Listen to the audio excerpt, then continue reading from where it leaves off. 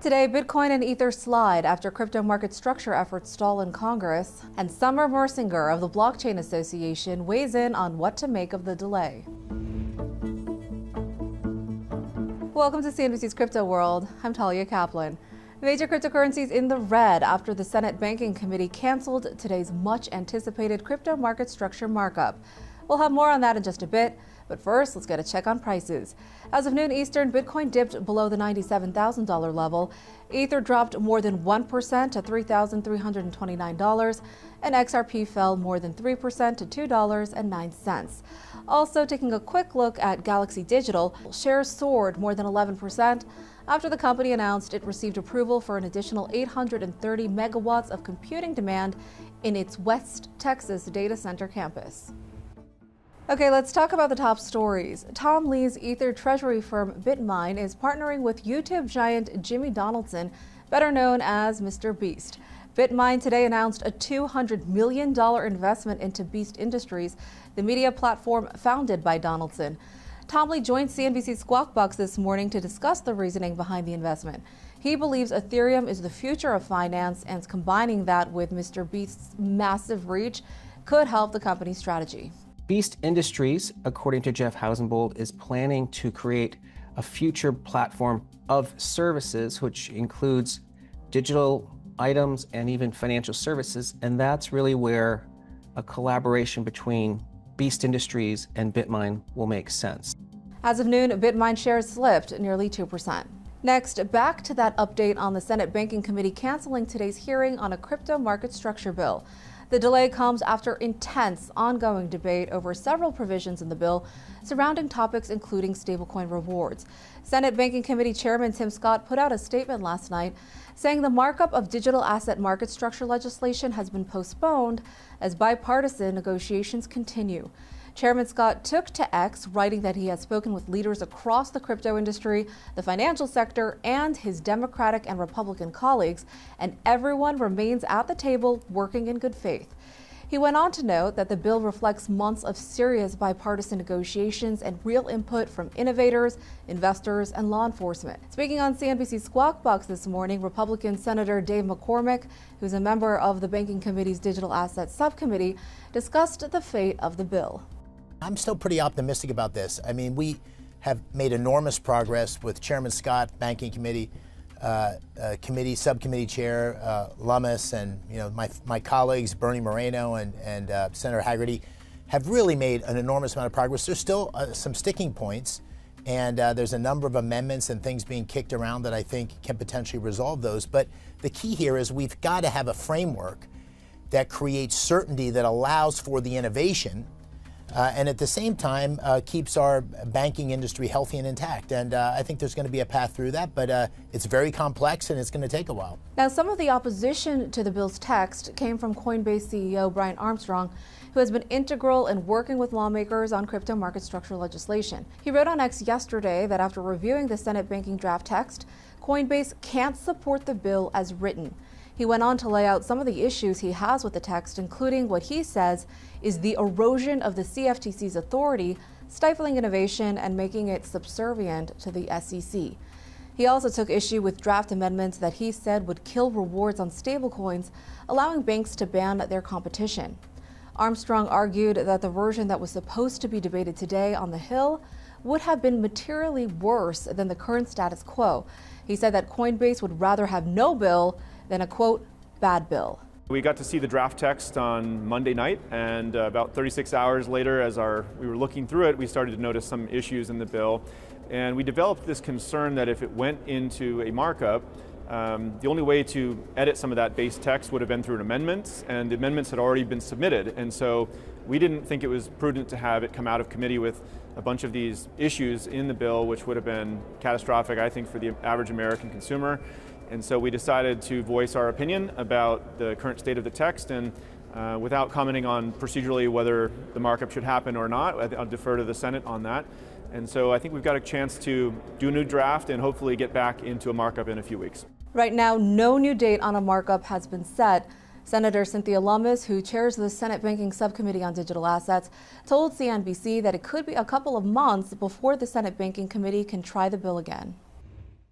Sticking with this development on crypto market structure for our main story, the Blockchain Association released a statement on the delay, writing that it represents a moment of recalibration, not an endpoint, and that it allows for time for additional deliberation and refinement. This afternoon, I spoke with Summer Mersinger, the CEO of the Blockchain Association, about this delay. She also shares her thoughts on the bill's text. The Senate Banking Committee canceled today's much anticipated crypto market structure hearing. And you actually put out a statement saying that moments like this can be a healthy part of policymaking and that it allows for more time to refine the bill. It sounds to me like you think postponing today's markup was the right decision. So what happens now?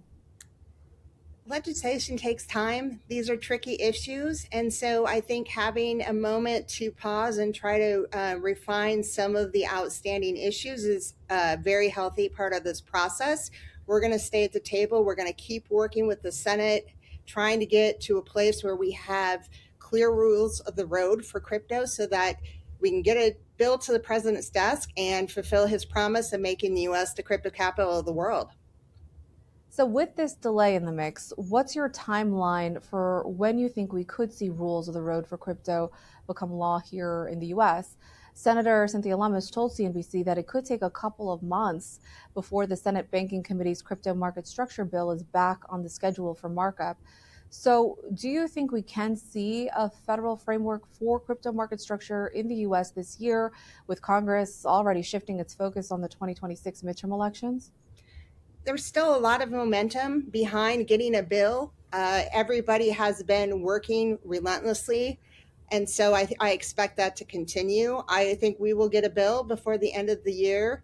And this is, again, it's just kind of a bump, but we're going to keep working through it. And no one's backing away from the table. They're still there. They're still working to get legislation done. Now, Coinbase CEO Brian Armstrong joined CNBC this afternoon from Capitol Hill. He also posted on X yesterday outlining some of the issues the crypto company has with the Senate Banking Committee's text, including what he says is the erosion of the CFTC's authority, giving more power to the SEC in regulating crypto. Did you feel that way too after reviewing the text? I'm especially interested in your take, given you are, in fact, a former CFTC commissioner. I represent over 100 members, so when I look at legislative text, I have to think across the spectrum of people in the industry. So certainly there were concerns about how much authority the SEC was going to get under this particular piece of legislation, but there were other concerns in the bill as well. And I think you have to remember at the end of the day, we still have to wait for the Senate Agriculture Committee to move on their legislation. So I think waiting, we'll take a holistic approach and see where there are concerns and certainly address those as they come up in our membership. Let's focus on the showdown between banks and the crypto industry regarding stablecoin rewards. That's another issue Brian Armstrong had with the text of the bill. And you have been vocal about the topic of stablecoin rewards as well. In fact, you posted on X about this a couple of days ago, arguing that the debate around stablecoin rewards isn't just about crypto. It's about whether America's financial system rewards innovation or protects incumbents. So what do you think about how the Senate Banking Crypto Market Structure text tackled the issue? What do you think needs to change with the language? There's still more refinement that needs to occur. When you think about it, we shouldn't be debating this on market structure. Genius is settled law. We should allow the rulemaking process to play out, but the banks have insisted that they reopen Genius as part of this process. The stakeholders in the stablecoin industry have been at the table negotiating in good faith, trying to get to a compromise. They plan to continue doing that, and we just hope to see the banks come along and actually try to operate in good faith as well when dealing with these sections. What other topics did you and the members of the Blockchain Association take issue with in the crypto market structure text, if any? What would you like to see change before lawmakers take up this legislation again in what seems like could happen in a couple of months? We're always focused on robust developer protections, making sure that DeFi can operate in an innovative way without being subject to unnecessary and onerous regulations and making sure that we have a pro-innovation piece of legislation. So there are sections of the bill that we are still working to refine, but again, this industry has been so active and working so closely with the Senate staff, working in good faith to get something done. And we've seen traditional financial services players not having the same commitment to trying to get to a compromise and doing so in a way that can get this bill across the Senate floor. And what specifically stood out to you in the bill's text? What topics do you think the proposed legislation handled really well? Yeah, they worked very hard. The Senate staff worked very hard on this, and they made a lot of compromises over time. I think they recognize that there's different types of tokens out there, and so you need to consider and classify different tokens based on how they operate. I think that they did a good job of including some of the developer protections that were included in Clarity, and they're on the right track in a lot of areas. A lot of this is just, needing a few fixes here and there to get to good policy for the industry to make sure that we are innovating and moving forward and growing. Also, news that came out this week, the CFTC is launching a committee to collect opinions on blockchain and other tech.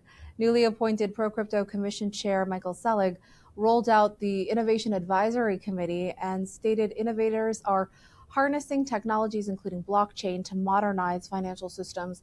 He added that the commission will develop market structure regulations accordingly. As we noted, you're a former CFTC commissioner, and so I'm wondering what you think about this development. I think it's a great development. One of the many things the CFTC does very well is stay engaged with stakeholders. They work hand in hand with those that they are regulating to make sure that their regulations work and don't stifle the markets.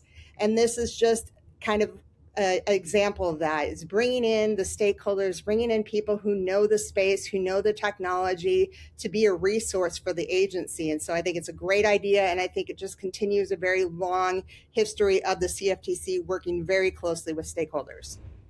Okay, that's all for Crypto World today. We'll be back again tomorrow, and we'll see you then.